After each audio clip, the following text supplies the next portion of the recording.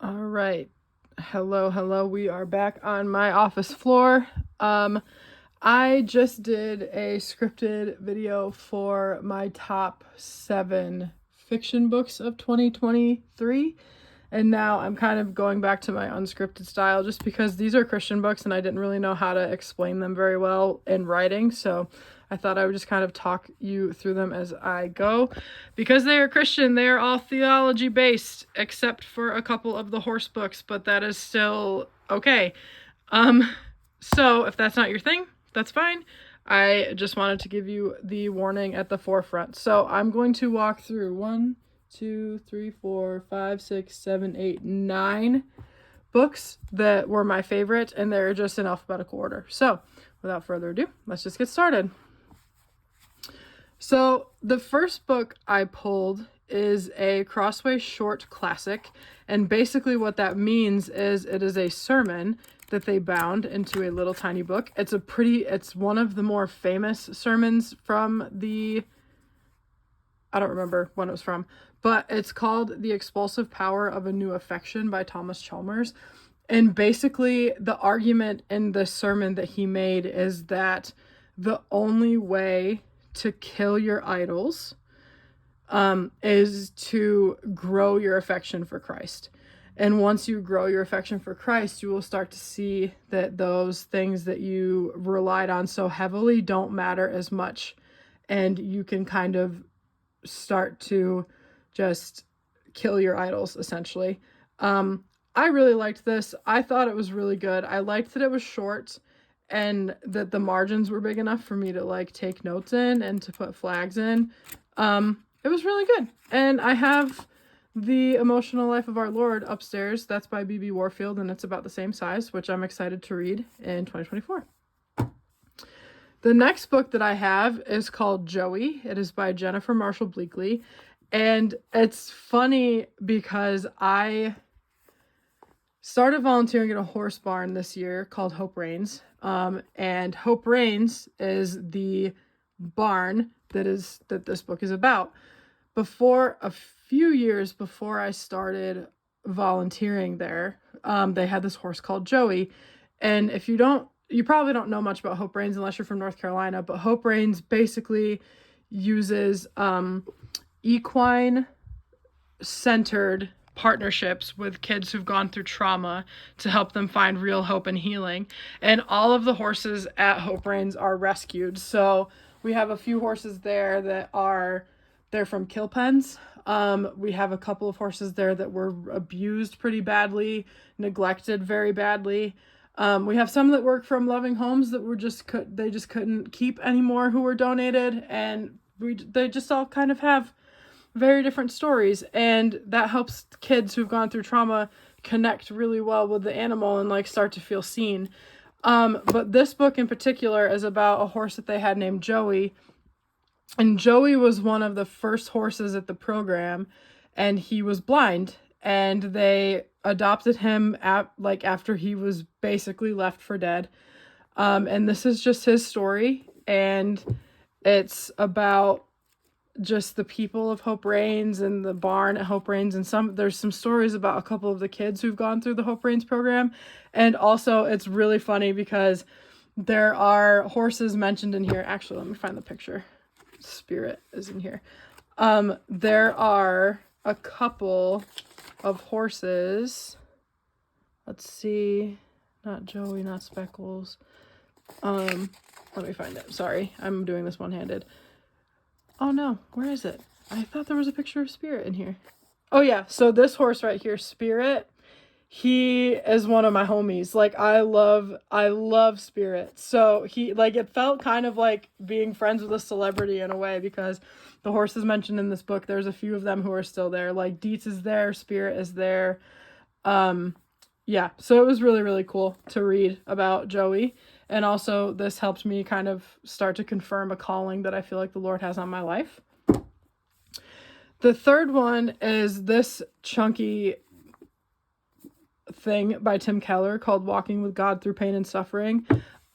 Because I think that the Lord is calling me to do something similar to Hope Reigns with like horses and trauma care. I thought this year would be the year where I kind of started reading about a little bit heavier of topics of conversation. And I really loved this book. It took me a while to read it because Tim Keller is like, he says it in the beginning, it's very dense. Like, this book is very dense. It starts out with the worldly philosophy of suffering. So it takes you through secular culture, East Asian culture, like all these different worldviews on suffering. Then it gives the Christian answer to all of those things. So it's in 3 parts. And then from there, it goes into, okay, suffering is coming for everybody. How do we respond to it as Christians? And I just really loved that. And I loved just reading Tim Keller again. It's been a while. And now that he is home with the Lord, it took me a little while to feel like I could read his books again, because he's just had such a deep, profound impact on my faith and just how I view Jesus. So being able to walk through this year and just kind of like hear his voice when I read it, and just get into his brain again, and like the depths of the suffering, and it just helped me a lot because I've also been going through some stuff. So it was just a very, very good book. I would highly recommend this, whether you're going through suffering or not, because we all suffer, and it helps us to understand how, like, the purpose of suffering, the Christian response to suffering, and how we respond to it. So I would very much recommend this book. The next book I read was The Letters to a Birmingham Jail. This book was fascinating. It's basically a collection of letters written by pastors of all ethnicities, walks of life. And it was basically just pastors responding to Martin Luther King's letter from a Birmingham jail. And I read it this year in January because Brian Laritz is actually on the teaching team at my church. And obviously, like, John Piper wrote something, Matt Chandler wrote something, and then there were also a couple of female writers in here, which was really, really cool. So it's basically just, and that's Brian Laritz's dad. It's basically just that. It's just takes and like thoughts on the letter from a Birmingham jail by Martin Luther King Jr. And I read it in January because I've had it for a while, and I thought that it would be really fitting to read during Martin Luther King Jr.'s birth month, and I really enjoyed it. So if you're looking for something that's multicultural, it's worth reading. It's really worth reading. I enjoyed this book a lot this year. I had to peel a sticky note off that said Christian books because I had to make a stack. This is another horse book. This is called Hope Rising. It's by Kim Meter.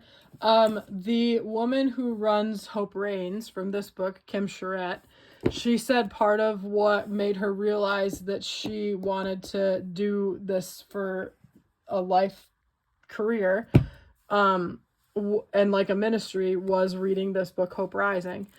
And this is similar to Hope Reigns. It's in Oregon, in Bend. It's a ranch there.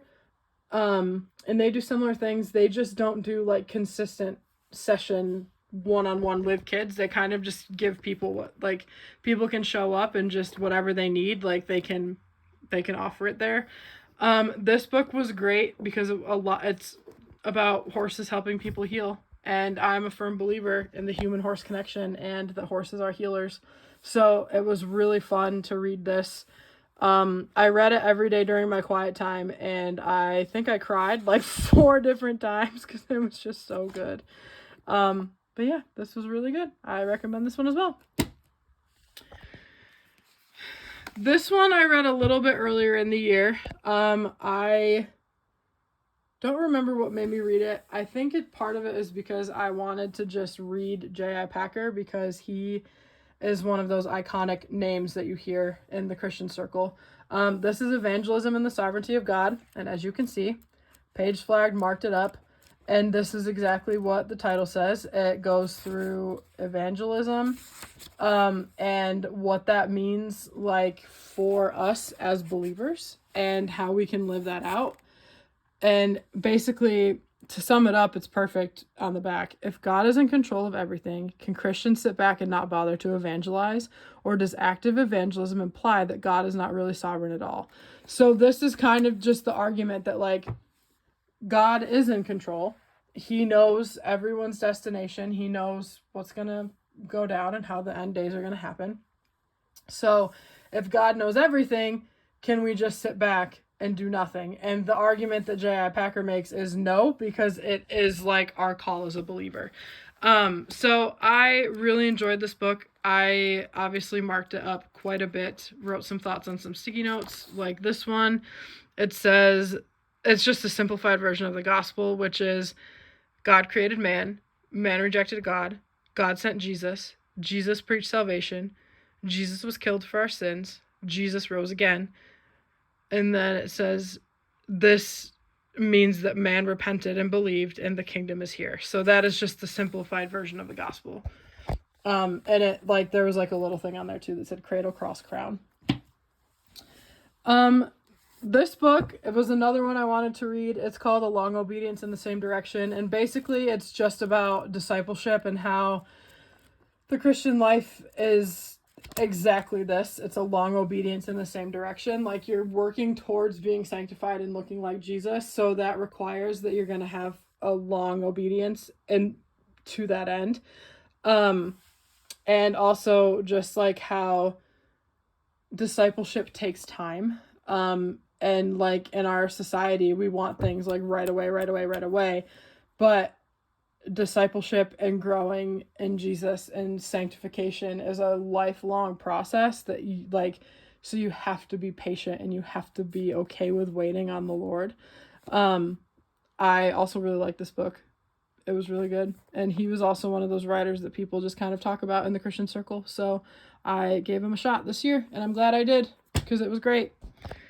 All right, 2 more. This is The Air We Breathe by Glenn Scrivener. He is an Anglican priest over in England, I want to say. Somewhere in the UK, pretty sure it's England. This book is just basically what it is this book takes 7 secular ideas, so equality, compassion, consent, enlightenment, science, freedom, and progress, and basically breaks down how all of these things that we have come to believe is originally a Christian idea. It's not to convert you. It's not to like teach you deep theology. It's just an argument that says like, hey, all of these things we value in the Western world were Christian ideas first. Like in the ancient world, none of those things existed. And like the early church turned opinions and thoughts and worldviews on its head.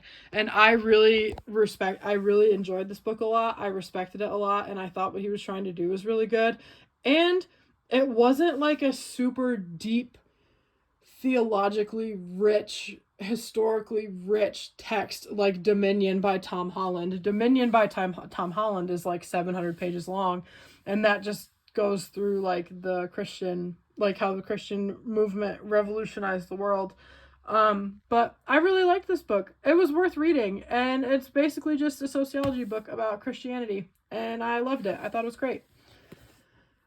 And then finally, my last book is None Like Him by Jen Wilkin.